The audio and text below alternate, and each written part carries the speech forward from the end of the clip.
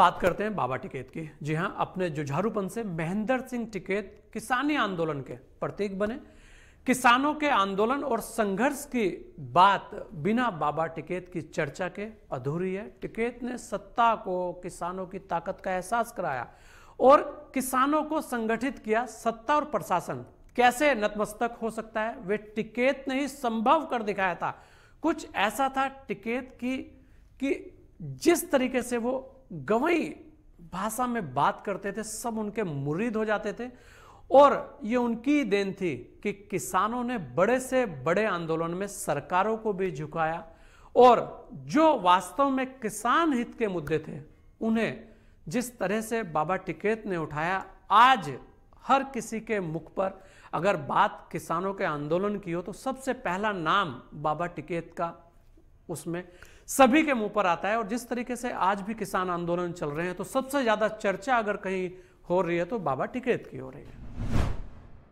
महेंद्र सिंह टिकैत देश में कई विख्यात किसान नेता रहे, लेकिन सही मायनों में एकदम खांटी गंवई किसान नेता तो वही है जिसकी पुकार भर से लाखों किसान उमड़ पड़े थे, जिसने हुंकार भरी तो सड़कों से लेकर संसद हर चीज को हिला कर रख दिया। सिसौली का किसान भवन इस बात का गवाह है कि कैसे टिकैत ने कई सरकारें हिला दी। इस गांव में यूपी के तत्कालीन मुख्यमंत्री वीर बहादुर सिंह को खुद चलकर किसानों के पास आना पड़ा। उन्होंने किसानों की सारी मांगे भी मानी। यूपी के पूर्व मुख्यमंत्री मुलायम सिंह से लेकर पूर्व प्रधानमंत्री देवगौड़ा और चंद्रशेखर तक इस गांव में आ चुके हैं।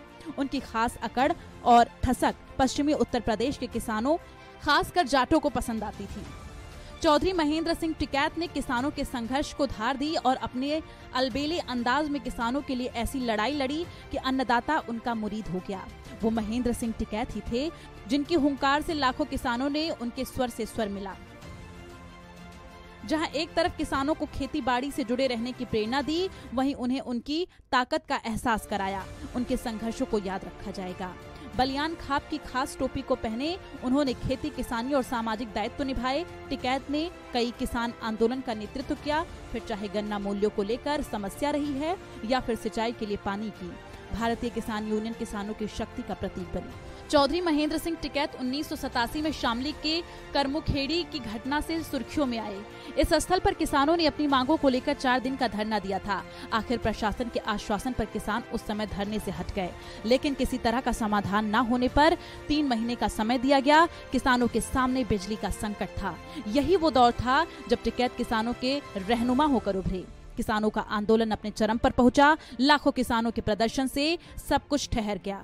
हर जगह टिकैत और उनके किसानों की चर्चा थी। भारतीय किसान यूनियन के बैनर और नारों की गूंज हर तरफ थी।